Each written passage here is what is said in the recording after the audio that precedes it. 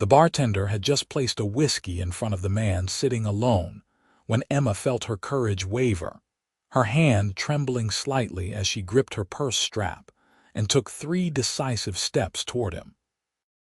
"I don't usually do this," she whispered, sliding onto the bar stool beside him before her rational mind could stop her impulsive heart. He turned, and she found herself looking into eyes the color of dark coffee, warm and surprised. The dim lighting of the hotel bar cast shadows across his sharp jawline, and she noticed the way his shoulders filled out his tailored shirt. Sleeves rolled to his forearms in a way that suggested he had been working late. "Do what?" His voice held genuine curiosity rather than the smugness she might have expected. "Approach a stranger at a bar." Emma set her purse on the counter, ordering her usual glass of Merlot when the bartender glanced her way. "But you looked like you were having the kind of day I just had, and misery loves company." A slow smile transformed his face from handsome to devastating. "That obvious? The way you were staring at that whiskey like it held all the answers to the universe? Yeah, pretty obvious." She accepted her wine with a grateful nod. "I'm Emma." "Marcus." He extended his hand, and when she shook it, his grip was firm and warm. "And you're right, it has been that kind of day." Emma settled into her seat, feeling the tension in her shoulders begin to ease. She had walked past this hotel bar 3 times before finally gathering the nerve to enter, drawn by something she could not quite name. After the disaster of a meeting with her publisher, followed by the rejection email from the gallery that had seemed so interested in her photography work, she had needed something to shake her out of the spiral of self-doubt. "Want to talk about it?" she asked, surprised by her own boldness. Marcus considered her for a moment, taking a sip of his whiskey.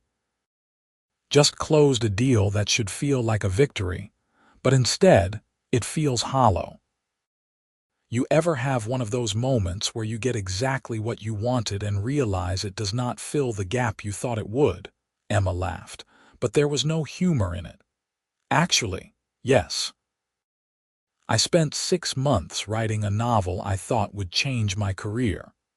My publisher told me today that they want me to stick to what works, which is apparently lightweight romance with no depth.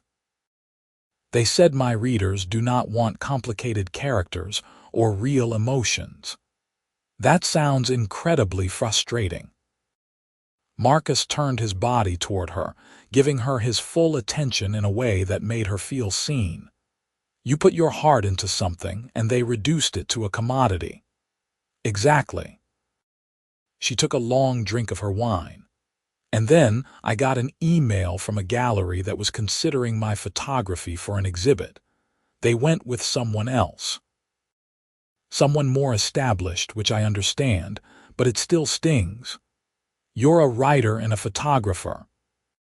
"I'm a person who has not figured out what she wants to be when she grows up, despite being 28 years old." Emma smiled ruefully. "The writing pays the bills, mostly. The photography is what I love." Marcus nodded slowly. "I understand that more than you might think. Sometimes what we're good at and what makes us money is not the same as what feeds our soul." They fell into an easy conversation that surprised Emma with its depth. Marcus had an intensity about him that demanded honesty, and she found herself sharing things she rarely told anyone.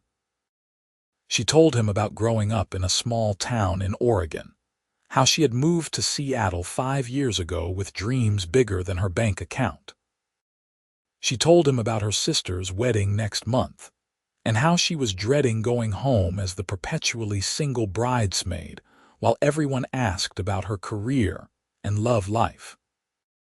Marcus shared carefully, she noticed, but what he did share felt genuine. He talked about the pressure of expectations, of always needing to be 3 steps ahead, of the loneliness that came with success.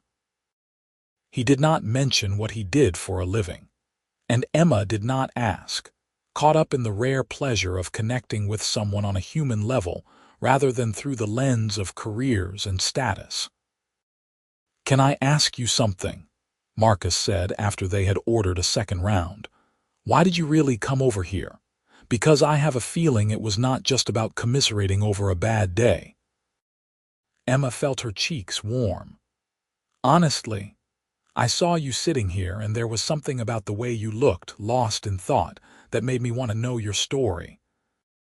I've been feeling so stuck lately, going through the motions, writing the same predictable plots about people falling in love in the most unrealistic ways. I wanted something real, even if it was just a conversation with a stranger. I'm glad you made an exception to your usual rules." His eyes held hers, and Emma felt a flutter in her chest that reminded her she was very much alive. "This is the most genuine conversation I've had in months." "What kind of people do you usually talk to?" Marcus grimaced. "The kind who want something from me, the kind who see me as a means to an end." "That sounds exhausting." "It is." He traced the rim of his glass with one finger, and Emma found herself watching the movement, mesmerized. "You know what's strange? I came here tonight to be alone, to escape the noise for a few hours. But this, talking with you, this is exactly what I needed without knowing it."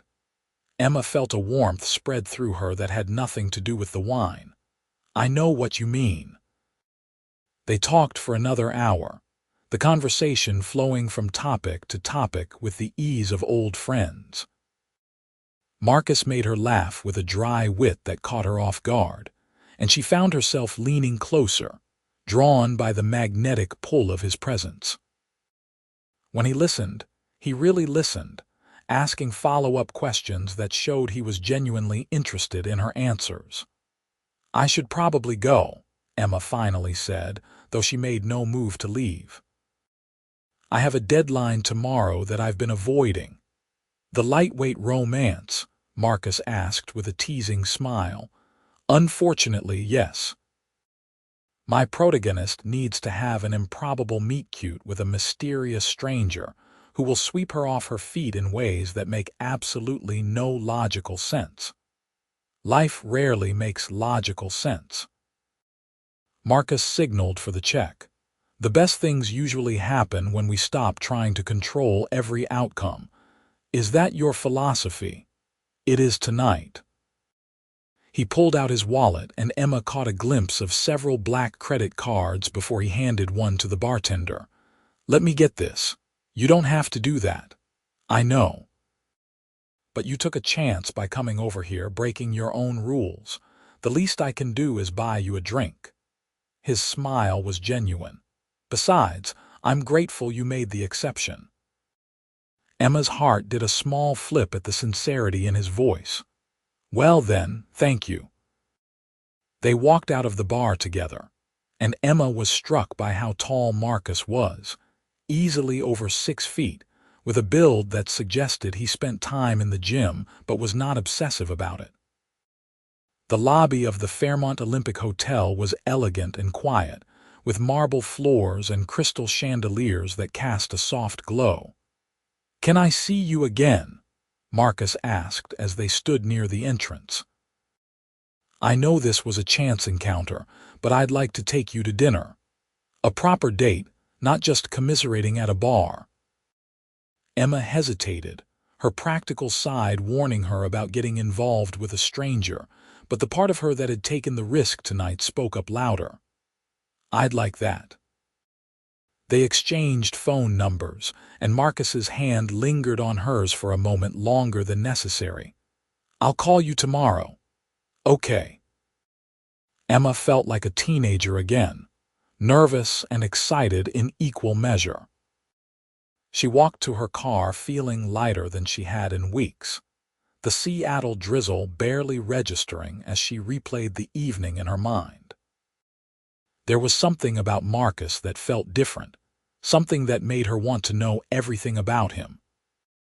She had dated enough to know that real connections were rare, and what she had felt in that conversation went beyond simple attraction.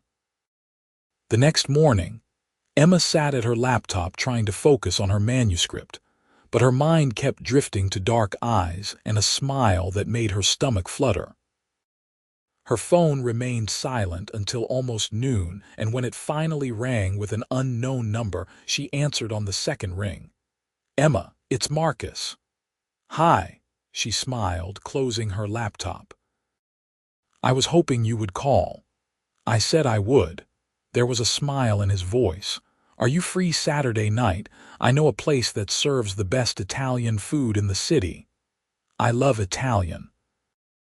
"Perfect. I'll pick you up at 7. Text me your address." They talked for a few more minutes, and Emma found herself grinning like an idiot after they hung up. Her roommate, Sophie, emerged from her bedroom with a knowing look. "Who was that?" "A guy I met last night." Sophie's eyebrows shot up. "You met a guy?" "Emma Richardson, the woman who has been on exactly 3 dates in the last year, met a guy." I know, it's unlike me." Emma flopped onto the couch. "But Sophie, there was something about him. We talked for hours, and it felt so easy and natural." "What does he do?" "I don't know, actually. We didn't really talk about work stuff beyond the general stress of life." "That's either really romantic or really suspicious." Sophie sat beside her, pulling her knees up. "Please tell me you're not falling for some unemployed guy who's going to mooch off your romance novel money." Emma laughed. "He paid for drinks at the Fairmont Olympic with a black card, so I think he's doing okay financially." "Ooh, interesting. Well, I want a full report after this date." Saturday arrived with agonizing slowness. Emma changed outfits 4 times before settling on a deep blue dress that hugged her curves without being too obvious, paired with heels that made her legs look longer than they were. She left her dark hair down in loose waves and kept her makeup natural, just enough to highlight her green eyes. When the knock came at exactly 7, she took a deep breath and opened the door. Marcus stood there in dark slacks and a crisp white button-down, holding a small bouquet of white roses. "You look beautiful," he said, his eyes appreciating her in a way that made her feel like the most stunning woman in the world. "You clean up pretty well yourself." She accepted the roses, inhaling their delicate scent. "Let me put these in water." Sophie appeared from the kitchen with a vase already filled, taking the flowers with a conspiratorial wink. "Have fun, you two." Marcus drove a sleek black Audi that was clearly expensive but not ostentatious. They talked easily on the drive to the restaurant, and Emma was grateful that the initial spark had not faded in the days since they met. If anything, she was more intrigued by him now. The restaurant was tucked away in Capitol Hill, small and intimate with exposed brick walls and candlelight flickering on white tablecloths. The host greeted Marcus by name, leading them to a corner table that offered privacy without feeling isolated. "You come here often?" Emma asked, settling into her chair. "It's one of my favorite places in the city. The owner is from a small town outside Naples. His grandmother's recipes, no shortcuts." Marcus handed her a menu. "The risotto is incredible, and the osso buco is the best I've had outside of Italy." They ordered wine and appetizers, and as the evening unfolded, Emma found herself falling deeper under Marcus's spell. He was attentive without being overwhelming, funny without trying too hard, and when he talked about things he was passionate about, his whole face came alive. "Tell me more about your photography," he said over the main course. "What draws you to it?" Emma considered the question as she twirled pasta around her fork. "Writing is about creating something from nothing, building worlds and people in my imagination. But photography is about capturing truth, finding beauty in what already exists. There's something profound about freezing a moment in time, preserving an emotion or a fleeting expression that would otherwise be lost forever. What do you photograph? Mostly people, candid shots of strangers living their lives. I love capturing genuine emotion, the unguarded moments when people think no one is watching. She pulled out her phone, showing him some of her recent work. This woman at Pike Place Market laughing at something her granddaughter said. This couple dancing in the rain at Cary Park. This elderly man feeding pigeons, looking so content and at peace. Marcus studied each photo carefully, and Emma appreciated that he really looked instead of just glancing. These are remarkable. You have a gift for seeing people, really seeing them. Thank you. That means a lot. The gallery that rejected you is making a mistake. Emma shrugged, though his words warmed her. Maybe I'm just not ready yet. Or maybe I need to find a different path. Or maybe you need to stop waiting for permission and create your own opportunity. Marcus leaned back, swirling the wine in his glass. I've learned that waiting for gatekeepers to give you a chance is often a waste of time. Sometimes you have to build your own door. Spoken like someone who's done exactly that, he smiled. Guilty. You're very mysterious about what you do for a living, Emma observed. Should I be concerned? Are you a spy? A professional gambler, Marcus laughed, the sound rich and genuine. Nothing that exciting. I work in real estate development. And you're good at it, I'm guessing, based on the car and the black cards. I do all right. There was a hint of discomfort in his expression, and Emma realized he was not being coy. He was actually uncomfortable talking about his success. You don't like talking about it. It's just that once people know what I do and how successful the company is, things change. They start seeing dollar signs instead of a person. He met her eyes. That's why I enjoyed our conversation at the bar so much. You talked to me like I was just Marcus, not Marcus Ashford of Ashford Development Group. Emma nearly choked on her wine. Wait, Ashford Development. As in the company that's redeveloping half of downtown, the one that just broke ground on that massive mixed-use project in South Lake Union. That would be the one. Marcus looked resigned, and now the evening changes. No, it doesn't. Emma reached across the table, placing her hand over his. I mean, okay. I'm a little surprised that you're apparently a really big deal in the business world. But that doesn't change the fact that you're also the guy who spent 2 hours at a bar talking about feeling unfulfilled despite success. Money doesn't make you less human. The tension in Marcus's shoulders eased. You'd be surprised how many people don't see it that way. Then they're idiots. Emma squeezed his hand before releasing it.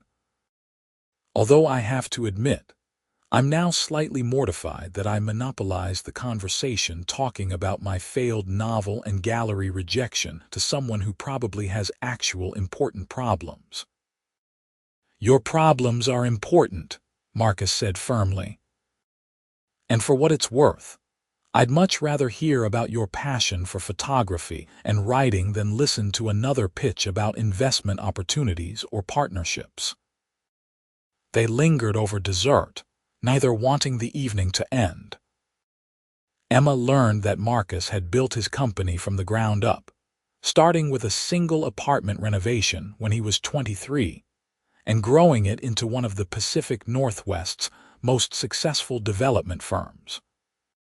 He was 32 now, and despite his achievements, there was a loneliness to him that resonated with Emma's own feelings of disconnection. I spend most of my time in meetings, looking at spreadsheets, managing teams of people, Marcus said as they shared a tiramisu. I'm good at it and I'm grateful for the success. But somewhere along the way, I lost touch with why I started doing this in the first place. I wanted to create spaces where people could build lives, where communities could thrive. Now I mostly worry about profit margins and investor returns. So change it, Emma said simply. You're the boss, right? Do a project that matters to you, even if it's not the most profitable. It's not that simple when you have shareholders and board members. Maybe not, but you're Marcus Ashford. If anyone has the power to do things differently, it's you, she smiled. Besides, what's the point of being wildly successful if you can't use that success to do what you actually care about? Marcus looked at her with something like wonder. How are you so wise? I'm not wise. I just write fictional people all day, so I've gotten pretty good at understanding motivation and character arcs. You're stuck in the middle of your story, in that part where the protagonist has achieved external success, but is facing internal crisis. What you need is a catalyst to push you into the third act. And what usually serves as that catalyst in your novels? Usually love, Emma admitted, feeling her cheeks warm, but that's probably too convenient for real life. I don't know. Marcus's gaze was intense, making her pulse quicken. Maybe life imitates art more than we think. He drove her home slowly, taking the long way through the city, and they talked about everything and nothing. When they arrived at her apartment building, Marcus walked her to the door, his hand resting lightly on the small of her back in a way that sent shivers up her spine. I had a wonderful time, Emma said, turning to face him on the doorstep. So did I. Marcus reached up, tucking a strand of hair behind her ear, his fingers lingering against her cheek. Can I see you again, soon? I'd like that. Tomorrow, he smiled at her surprised expression. I know it's eager, but I don't want to play games or wait the socially acceptable amount of time. I like you, Emma. I like talking to you. I like how you make me see things differently. Tomorrow works for me. Emma's heart was racing. What did you have in mind? Let me surprise you. Dress casual and comfortable. He leaned in slowly, giving her time to pull away, but Emma met him halfway. The kiss was soft and sweet, a perfect first kiss that promised more without demanding it. When they pulled apart, both were smiling. Emma floated into her apartment to find Sophie waiting on the couch with an expectant expression. Well, I think I'm in trouble, Emma said, touching her lips. The really good kind of trouble. Over the next few weeks, Emma and Marcus fell into a pattern of seeing each other almost every day. He took her hiking in the Cascades, where they talked for hours while climbing through old-growth forests.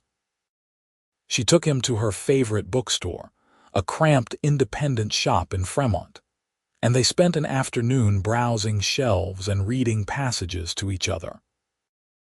They cooked dinner together in his penthouse apartment overlooking Elliott Bay, and Emma tried not to be too overwhelmed by the casual luxury of his life. Marcus met Sophie and charmed her within 5 minutes by asking about her work as a physical therapist and actually listening to her answers. Emma met Marcus's assistant, Patricia, a sharp woman in her 50s who clearly protected Marcus fiercely and seemed cautiously approving of Emma. He's different around you, Patricia told Emma one afternoon when she stopped by the Ashford development offices to bring Marcus lunch. Lighter. He actually laughed during a board meeting yesterday. I've worked for him for 6 years, and I've never seen him laugh in a board meeting. Emma blushed. He makes me different too, better somehow. What she did not tell Patricia was that she was falling in love, quickly and completely, in a way that both thrilled and terrified her. Marcus was everything she had not known she wanted. Ambitious but not consumed by work, successful but not arrogant, strong but not afraid to be vulnerable. He listened when she talked about her writing struggles and offered insights that actually helped. He asked to read her manuscript, the one her publisher had rejected, and gave her feedback that was both honest and encouraging. "This is good, Emma," he said one evening as they sat on his couch, the city lights twinkling below. "Really good. Your publisher is wrong. This has depth and nuance and real emotion. You're biased. I'm honest." He pulled her closer, and she settled against his chest, feeling his heartbeat steady beneath her ear. "You should publish it independently. I know people who have done it successfully." "Maybe." Emma traced patterns on his arm. "I've been thinking about what you said, about creating your own opportunities instead of waiting for permission." "Yeah. I'm going to do my own photography exhibit. There's a community center in Georgetown that has gallery space they rent out cheaply. It won't be prestigious, but it will be mine." Marcus tilted her chin up, his eyes proud and warm. "That's incredible. When?" "I'm thinking 2 months from now. It gives me time to curate the collection and market it properly." She felt a flutter of nerves and excitement. "Will you come?" "I'll be the first one there." He kissed her softly. "I'm so proud of you." As their relationship deepened, Emma found herself thinking about the future in ways she had not before. She could see a life with Marcus, could imagine waking up next to him every morning, building something lasting and real.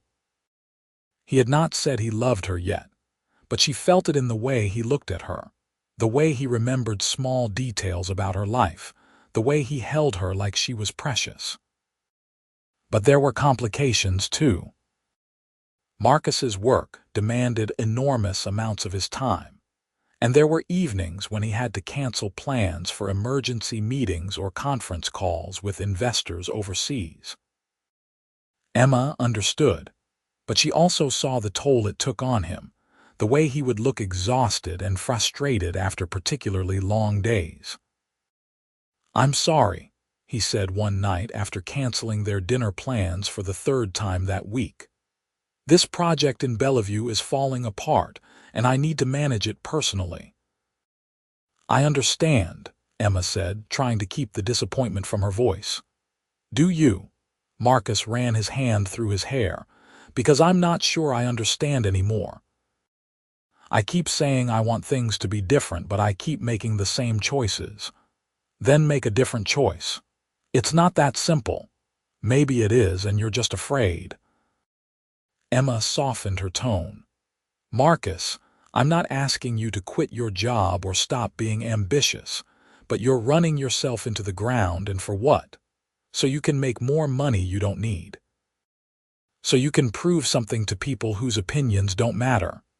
He stared at her for a long moment, and Emma worried she had pushed too hard. But then he sighed, pulling her into his arms. "You're right. I know you're right. I just don't know how to change the pattern. Start small, delegate more, trust your team to handle things without you micromanaging."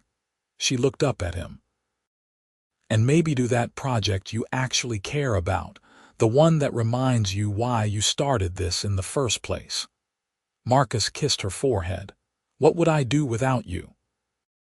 "Probably work yourself into an early heart attack." He laughed, and Emma felt the tension ease.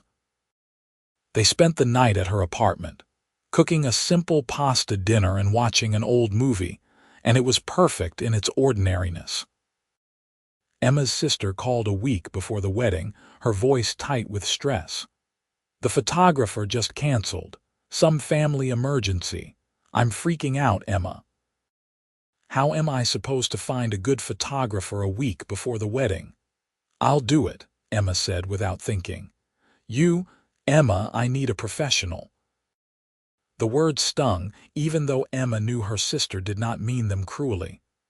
"I am a professional, Rebecca, or I'm trying to be. Let me do this for you, please." There was a long pause. "Okay. But if these photos don't turn out good, Mom is going to have a fit."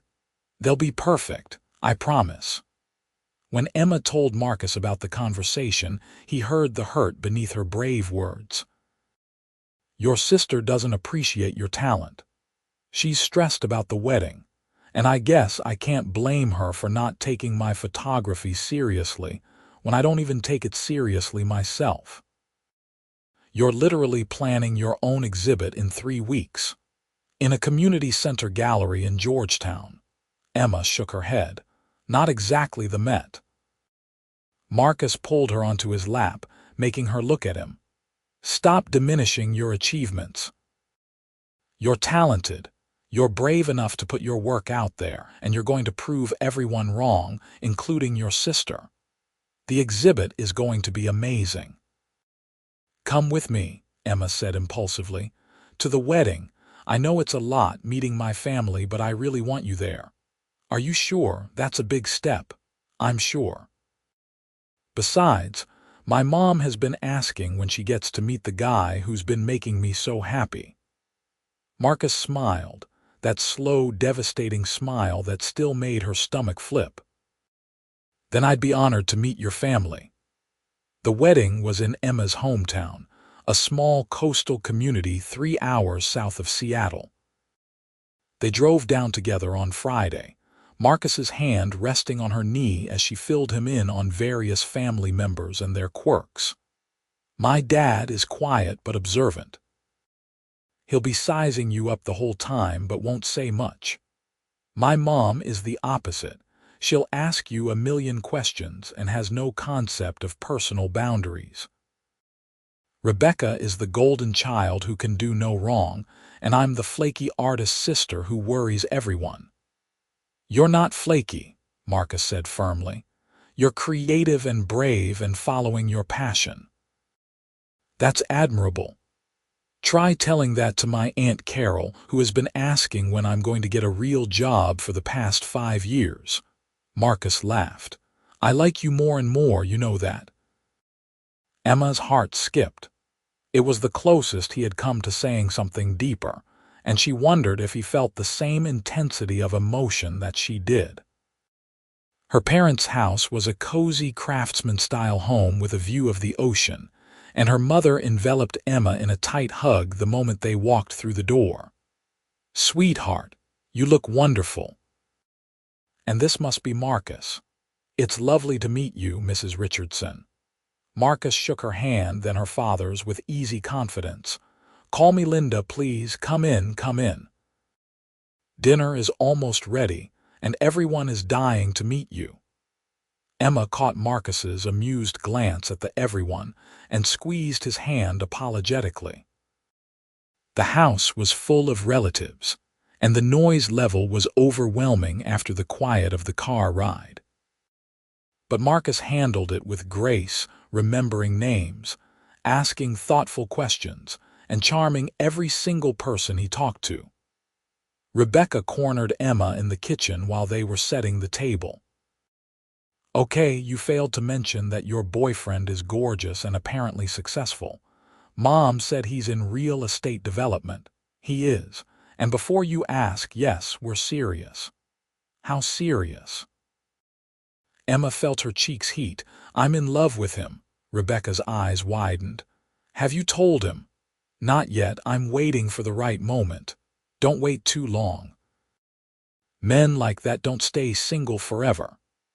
Rebecca glanced toward the living room where Marcus was deep in conversation with their father about something that had them both laughing. He seems really into you, though. The way he looks at you is like you're the only person in the room. Emma followed her sister's gaze, and her heart swelled. Marcus glanced up at that moment, catching her eye and smiling in a way that made her believe everything was going to work out perfectly. The wedding weekend was chaotic but joyful. Emma threw herself into photographing every moment, from the rehearsal dinner to the getting ready shots to the ceremony itself. She captured Rebecca's tears as their father walked her down the aisle, the groom's expression of pure love, the golden hour light streaming through the windows during the reception. Marcus stayed close but not too close, giving her space to work while also being supportive. When Aunt Carol made a comment about Emma's little hobby, Marcus smoothly interjected that he had seen her work and found it remarkable, worthy of any major gallery. Aunt Carol had looked impressed and slightly intimidated, and Emma wanted to kiss him right there in the middle of the reception. Later, during the dancing, Marcus pulled Emma onto the floor for a slow song. She melted into his arms, exhausted but happy. "You were incredible today," he murmured against her ear. "Watching you work was mesmerizing. You see the world differently, capturing moments other people miss. It's just taking pictures. It's not, it's art." He pulled back slightly to look at her. "And your family adores you, even if they don't always understand you. Your dad told me he's never seen you this happy." "I am happy. You make me happy." Marcus's expression grew serious and Emma felt her pulse quicken.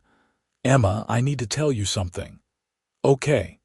I'm falling in love with you. Actually, I'm past falling. I'm fully, completely in love with you." His voice was steady, his dark eyes holding hers. "I know it's only been 2 months and maybe that's too fast, but I can't keep pretending what I feel is anything less than love." Emma felt tears prick her eyes. "It's not too fast. I love you too.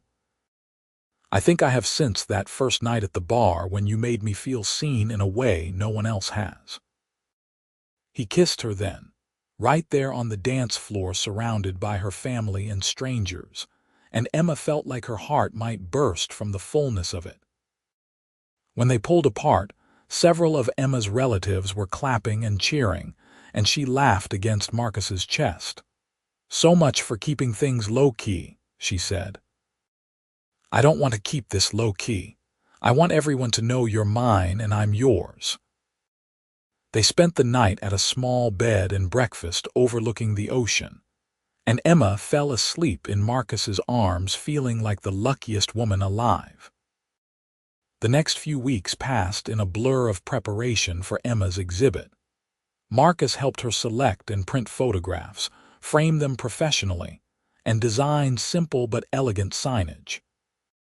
He also quietly funded most of the expenses, though Emma did not learn about that until later when Patricia let it slip. He paid for the printing. Emma confronted Marcus at his office, torn between gratitude and frustration. "Marcus, I wanted to do this on my own. You are doing it on your own. The work is yours, the vision is yours, the courage to put it out there is yours." He stood, coming around his desk to take her hands. "I just helped with some logistics. Let me support you, Emma.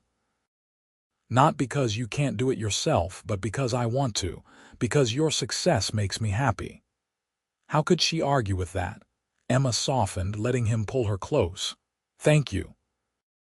But no more secret funding of my projects, okay? I need to feel like I'm building something real." "I promise." He kissed her.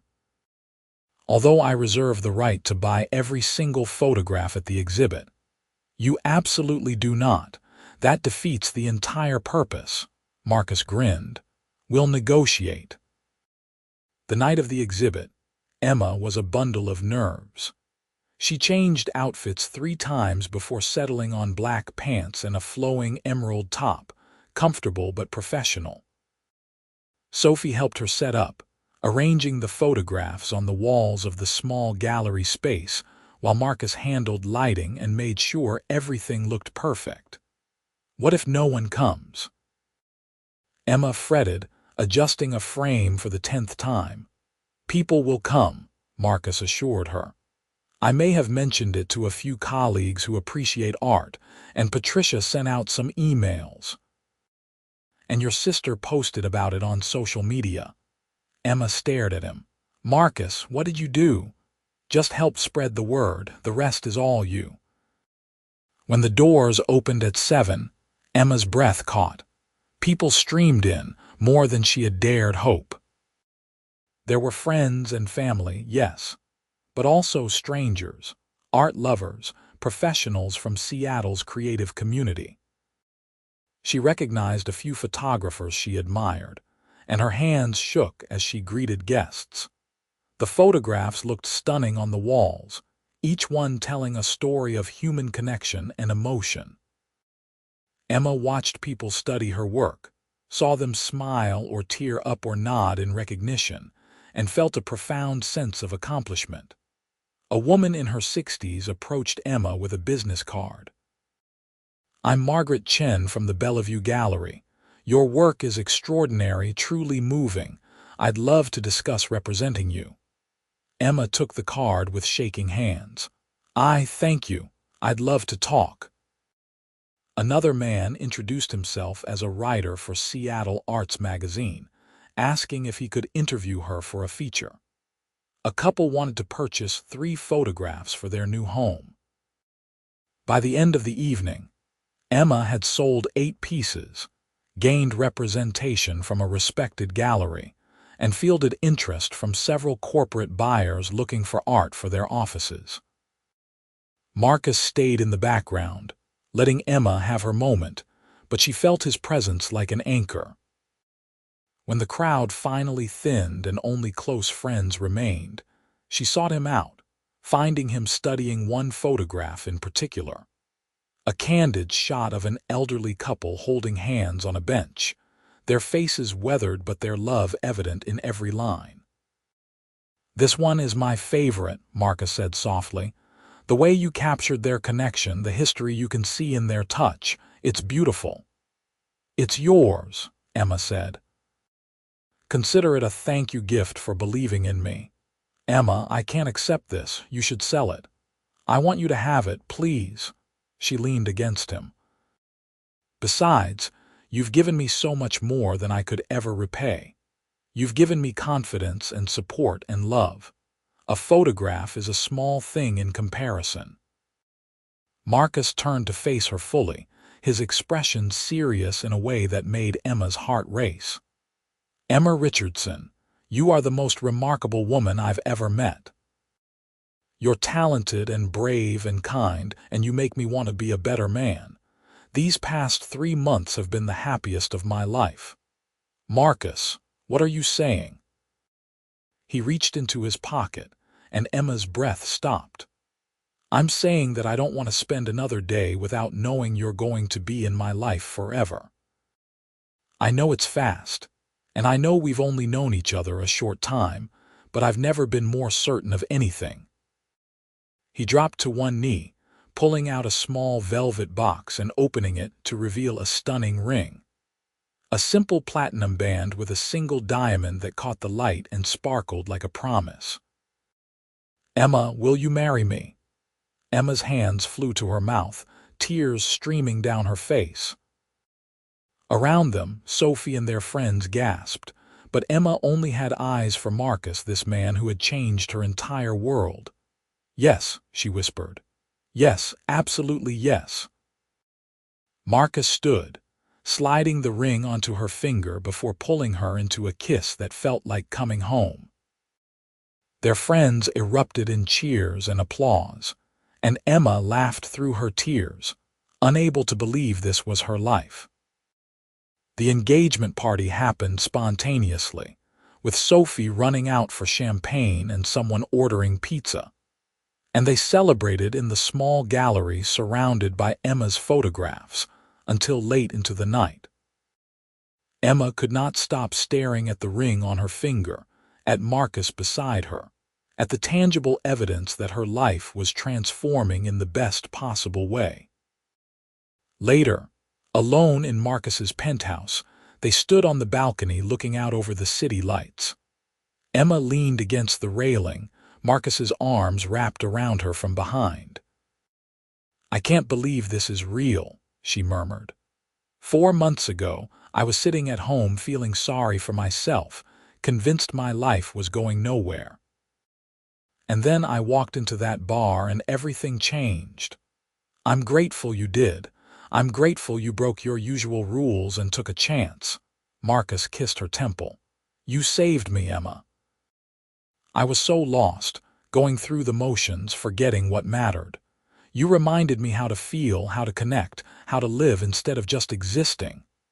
We saved each other," Emma corrected. You made me believe in myself.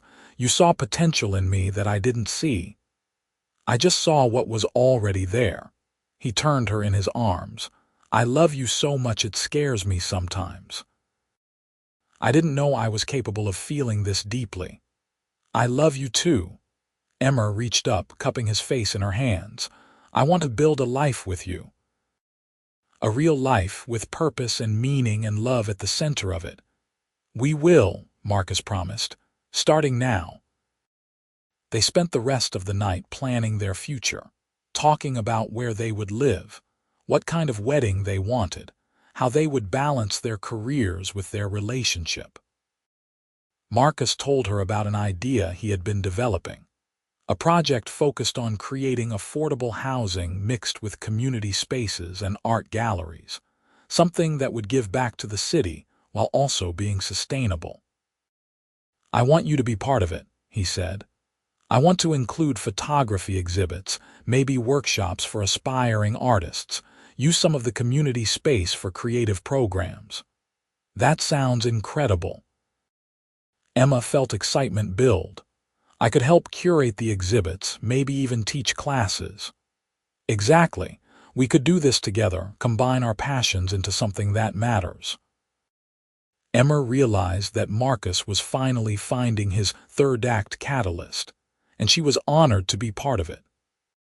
They set a wedding date for 6 months later, wanting time to plan properly, but not willing to wait too long.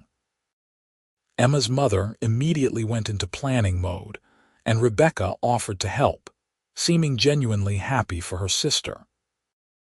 Marcus's parents flew in from Boston to meet Emma, and she was nervous about making a good impression on the wealthy, sophisticated couple who had raised such an extraordinary man. But Thomas and Eleanor Ashford turned out to be warm and welcoming, if a bit reserved. Eleanor hugged Emma tightly and told her that she had never seen Marcus so happy, and that was all that mattered. Thomas, a retired banker with sharp eyes and a dry wit, pulled Emma aside before they left. My son is brilliant in business but has always struggled with personal connections, he said quietly. He keeps people at arm's length, afraid to let anyone see beneath the surface. But with you, he's different, open. Thank you for that. Emma felt tears prick her eyes. He's changed my life too. I'm the lucky one. I think you're both lucky to have found each other. The wedding planning process was surprisingly fun, with Emma and Marcus making decisions together and prioritizing what mattered to them over what was expected. They chose a venue on the coast, a beautiful estate overlooking the Pacific, intimate enough for their closest friends and family, but spacious enough to feel special. Emma's photography career took off faster than she could have imagined. Margaret Chen arranged a solo show at the Bellevue Gallery that sold out opening night. Seattle Arts Magazine ran a feature on her work, calling her an emerging voice in documentary photography. Corporate clients commissioned pieces for their offices, and she found herself making more money from photography than from her writing. Her publisher, seeing the attention Emma was getting, suddenly wanted to revisit the manuscript they had rejected. Emma politely declined, choosing instead to publish it independently, just as Marcus had suggested. The novel, a realistic love story about two people finding each other despite their own insecurities and fears, resonated with readers tired of unrealistic romances. It sold steadily, earned strong reviews, and gave Emma a sense of validation she had desperately needed. You did it, Marcus said one evening as they cooked dinner together in the kitchen of the new home they had just moved into. A beautiful modern house in Queen Anne with views of the Sound. You proved everyone wrong and built the career you wanted. We did it, Emma corrected. I couldn't have done any of this without your support. You would have figured it out eventually. I just got to witness it. He pulled her close, swaying to music only they could hear. "I'm so proud of you. I'm proud of you too. That affordable housing project is going to change lives." Marcus had indeed moved forward with his vision, securing funding and permits for a mixed-use development in South Seattle that would provide affordable apartments, retail space for local businesses, and a community arts center. Emma was consulting on the arts programming, and they both felt passionate about the project in a way that went beyond profit margins. The months flew by, and suddenly, it was their wedding day. Emma stood in a private room at the venue, staring at herself in the mirror, wearing a simple but elegant gown, her hair pinned up in soft curls. Sophie fussed with her veil while Rebecca helped with her jewelry, both sisters working together to make sure everything was perfect. "You look like a princess," Rebecca said softly. "Emma, I'm so happy for you." "Thank you, and thank you for all your help with planning. I know I can be difficult." "You're not difficult. You're particular, which is different." Rebecca hugged her carefully, mindful of the dress. "Marcus is a good man. I can tell he really loves you. I really love him too." Their father knocked softly before entering, his eyes growing misty when he saw Emma. "Sweetheart, you're beautiful. Don't cry, Dad, or you'll make me cry and then my makeup will be ruined." He laughed, taking her hands. "I just want you to know how proud I am of you, not just for this wedding but for everything you've accomplished. You followed your heart and it led you somewhere wonderful." Emma hugged him tightly. "I learned that from you. You always told me to do what I loved, remember? I did. And you listened, which makes me smarter than I probably am." He offered his arm. "Ready to do this. More than ready." The ceremony was held on a terrace overlooking the ocean, with the late afternoon sun casting golden light over everything. Emma walked down the aisle on her father's arm, but her eyes were only for Marcus, standing at the altar in a perfectly tailored suit, looking at her like she was the answer to every question he had ever asked. When they exchanged vows, Emma's voice was steady despite her racing heart. "Marcus, you came into my life when I least expected it and changed everything. You saw me, really saw me, when I was invisible to myself. You believed in my dreams and helped me build the courage to chase them. I promise to support your ambitions, to be your partner in every sense, to love you fiercely and faithfully for the rest of my life. You are my best friend, my greatest love, my home." Marcus's voice was thick with emotion as he responded. "Emma, the night you walked up to me at that bar, you saved my life in ways you'll never fully understand. I was lost, going through the motions, convinced that success was the same as fulfillment. You showed me what really matters: connection, passion, love, purpose. You make me want to be better, to do better, to build something meaningful instead of just profitable. I promise to cherish you, to support your dreams, to make you laugh when you're stressed, to hold you when you're scared, to love you with everything I have, every single day." There was not a dry eye as they exchanged rings and sealed their vows with a kiss. The reception that followed was a celebration of joy, with dancing and laughter and toasts that made everyone alternately cry and laugh. Emma's college friend gave a speech about how Emma had always been a romantic at heart, writing love stories because she believed in them so deeply, and how perfect it was that she had found her own happy ending. Marcus's best man, his college roommate and current CFO, told stories about Marcus before Emma, about the driven but distant man who worked 18-hour days and never took vacations. "And then he met Emma," David said, raising his glass. "And suddenly he was leaving the office at 5, taking weekends off, smiling for no apparent reason. She gave him his life back. And for that, we all owe her a debt of gratitude. Emma danced with Marcus under string lights as the sun set over the Pacific, and she knew with absolute certainty that this was exactly where she was meant to be.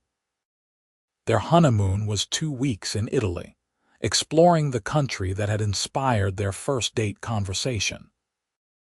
They wandered through Rome hand in hand, photographed the Tuscan countryside, ate incredible food in small villages where nobody knew Marcus was a billionaire developer, and Emma was an up-and-coming photographer. They were just 2 people deeply in love, savoring every moment. "I could stay here forever," Emma said one evening as they sat on the terrace of their rented villa in Tuscany, watching the sun paint the hills in shades of gold and amber.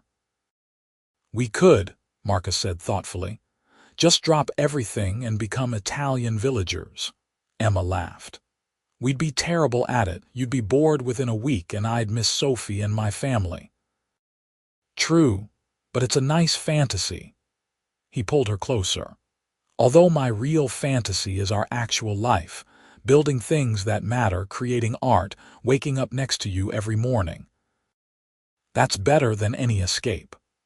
When they returned to Seattle, they threw themselves into their work with renewed energy. Marcus's affordable housing project broke ground with a ceremony that drew local politicians and community leaders. Emma was there photographing everything, capturing the hope and excitement on people's faces as they celebrated a project that would genuinely help their neighborhood. Emma also launched a mentorship program for young photographers from underprivileged backgrounds, offering free workshops and equipment loans. She worked with local schools and community centers, finding kids who had talent but no resources, and giving them the support she wished she had received when she was starting out. "This is what fulfillment looks like," Marcus said one Saturday as they sat in the community center, helping teenagers edit their photographs. Not profit margins or board meetings, but actually making a difference. Emma squeezed his hand under the table. "You're making a difference in lots of ways. Those apartments you're building, the retail spaces you're providing below market rate, the arts center, that's all making a difference. We make a good team, the best team." Months turned into a year and then 2. Emma and Marcus settled into married life with an ease that surprised them both. They established routines: morning coffee on the deck, Sunday hikes in the mountains, date nights where they pretended they were strangers meeting for the first time. They also gave each other space. Emma had her studio where she edited photographs and wrote. Marcus had his home office where he handled work that could not wait until Monday. They had their first real fight about 18 months into marriage, when Marcus got too focused on a project and started falling back into old patterns of working late every night. Emma confronted him after he missed their anniversary dinner, and the argument was heated. "I'm trying to close this deal," Marcus said defensively. "You know how important it is." "I know that I'm important too, and lately, you've been treating me like an afterthought." Emma was close to tears. "This is exactly what you said you didn't want, Marcus. You said you wanted a life, not just a career. That's not fair. I'm building something meaningful. And I'm here supporting you, but I can't do it alone. Marriage is a partnership, which means we both have to show up." Emma took a breath, calming herself. "I love you. I love your ambition and your drive. But I need you to love me enough to prioritize us sometimes." Marcus stared at her and then his face crumpled. "You're right. God, Emma, I'm so sorry. I slipped right back into the pattern without even realizing it." They talked for hours that night, working through the issue and establishing better boundaries. Marcus delegated more to his team and set strict rules about work hours. Emma made sure to communicate when she needed more attention, instead of letting resentment build. It was not always perfect, but they learned to navigate the challenges together. On their second anniversary, Marcus surprised Emma with a gift that made her cry. He had purchased a small building in Pioneer Square and renovated it into a photography gallery and studio, all in Emma's name. "This is your space," he said as they walked through the empty building, their footsteps echoing. "A place where you can show your work, host exhibits for other photographers, teach classes. Whatever you want, it's yours." Emma could not speak for a moment, overwhelmed by the generosity and thoughtfulness of the gift. "Marcus, this is too much." "It's not. You've given me so much, helped me reconnect with what matters. Let me give you this." He pulled her close. "Besides, I have an ulterior motive. I'm hoping you'll let me hang out here sometimes when work gets too stressful." Emma laughed through her tears. "You can hang out here whenever you want. We can make it our space." They spent months getting the gallery ready, and the opening was a major event in Seattle's art community. Emma curated exhibits featuring both established and emerging photographers, and the space became known for taking risks on new voices. She taught workshops that filled up within hours of being posted, and she loved every minute of it. Life was good, better than Emma had ever imagined it could be. She published a second novel, another realistic romance that received critical acclaim and strong sales. Marcus's affordable housing project opened to great fanfare, with families moving into beautiful apartments they could actually afford. They traveled when they could, always finding time to explore new places and create new memories. 3 years into their marriage, Emma realized she wanted something more. She brought it up one evening as they were making dinner together, her stomach fluttering with nerves. "Marcus, can we talk about something?" "Of course. What's on your mind?" "I've been thinking about the future, about our future." Emma set down her knife, turning to face him. "What do you think about having kids?" Marcus's expression softened. "I think about it sometimes. Do you want children?" "I think I do, not right away, but soon, maybe in the next year or two." Emma searched his face. "How do you feel about it?" "Honestly." "Terrified and excited in equal measure." Marcus pulled her close. "I didn't think I wanted kids before I met you. I couldn't imagine fitting them into my life. But now I can picture it. A little girl with your eyes, a boy with your creativity, teaching them to be kind and brave and passionate about things that matter." "So you're saying yes?" "I'm saying let's start trying when you're ready." They tried for 6 months before Emma saw the 2 pink lines on the test. She told Marcus by wrapping the test and giving it to him as a present, and his reaction was everything she could have wanted. Shock, then joy, then tears as he held her and told her this was the best gift she could have given him. The pregnancy was relatively easy, though Emma got tired more easily and had to cut back on her workload. Marcus was attentive and excited, reading books about parenting and insisting on going to every doctor's appointment. They turned one of the spare bedrooms into a nursery, painting it a soft yellow and filling it with books and toys and a rocking chair where Emma would sit sometimes, imagining the life growing inside her. Their daughter was born on a rainy April morning, 7 pounds and perfect in every way. They named her Lily, and Emma fell in love the moment the nurse placed the tiny bundle in her arms.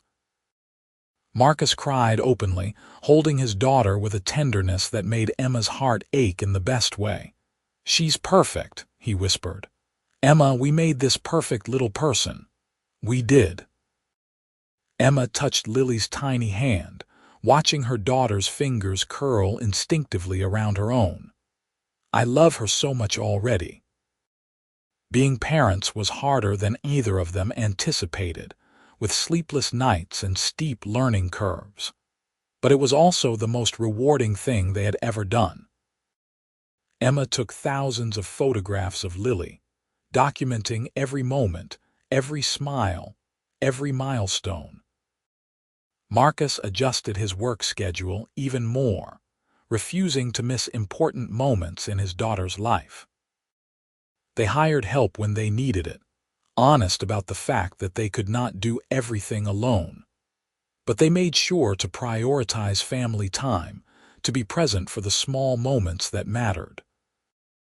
Emma cut back on her teaching, focusing more on her own work that she could do from home. Marcus continued developing projects but chose carefully, focusing on quality over quantity. Lily was 2 when Emma discovered she was pregnant again, a surprise but a welcome one. Their son, Gabriel, was born 2 weeks early, and he was a completely different baby than his sister had been.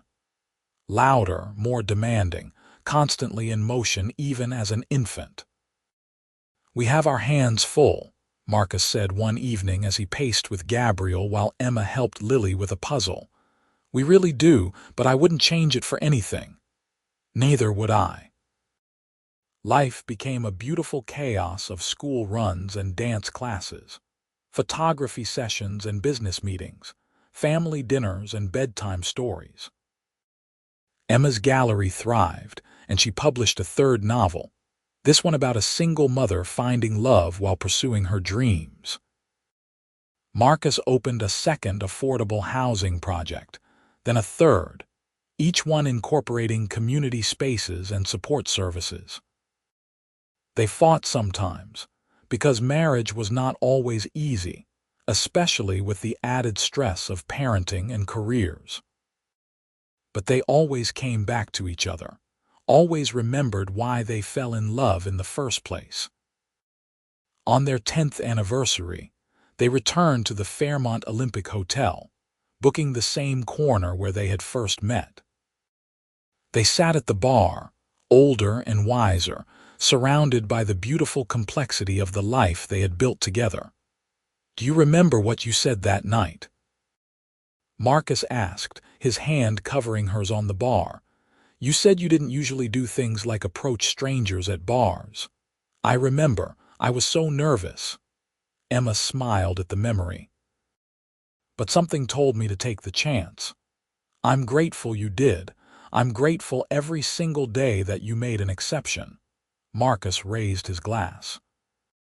"Here's to breaking our own rules and finding something better than we ever imagined." Emma clinked her glass against his. "To us, and to the life we've built." They kissed over the bar, and Emma felt the same spark she had felt that very first night, the electric connection that had transformed both of their lives. She thought about the scared woman she had been, unsure of her talent and her future, and the confident person she had become. She thought about Marcus, the lonely billionaire who had forgotten how to feel, now a devoted husband and father who had found his purpose. Their story was not a fairy tale, not perfect or without challenges. But it was real and it was theirs, built on a foundation of love and trust and mutual support. They had saved each other, and then built something extraordinary together. Years later, when Emma was working on a memoir about her journey as an artist and mother, she would write about that night at the bar. About the courage it took to approach a stranger, about the magic of connection, about how one decision could change the trajectory of an entire life. But that night, sitting at the bar with Marcus, she was just living it. Savoring the moment, grateful for every choice that had led her here, excited for all the moments yet to come. Their children were with Marcus's parents for the weekend, and they had the whole night to remember who they were before becoming mom and dad. They talked for hours, just like they had that first night, but now the conversation was layered with years of shared history. They reminisced about their wedding, about the birth of their children, about projects they had built and dreams they had achieved. They talked about the future too, about the things they still wanted to do and see and experience together. "I want to take the kids to Italy," Emma said. "Show them the places we fell in love with on our honeymoon." "Next summer," Marcus agreed. "We'll rent a villa and spend a month just being a family in Tuscany." "A month? Can you take that much time off?" "I can if I want to, and I want to." Marcus squeezed her hand. "I learned a long time ago, thanks to a wise woman, that life is about more than work. It's about moments like this, experiences we create, memories we build. The business will survive without me for a month." Emma leaned her head on his shoulder, feeling completely content. "I love our life. So do I. Every complicated, chaotic, beautiful moment of it." They left the bar eventually, walking through the hotel lobby hand in hand, and Emma thought about all the paths her life could have taken.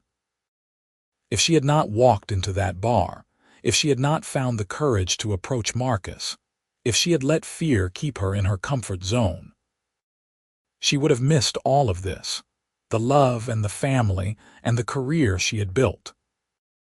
But she had taken the risk, had made an exception to her usual caution, and it had led her to everything she had ever wanted without knowing she wanted it.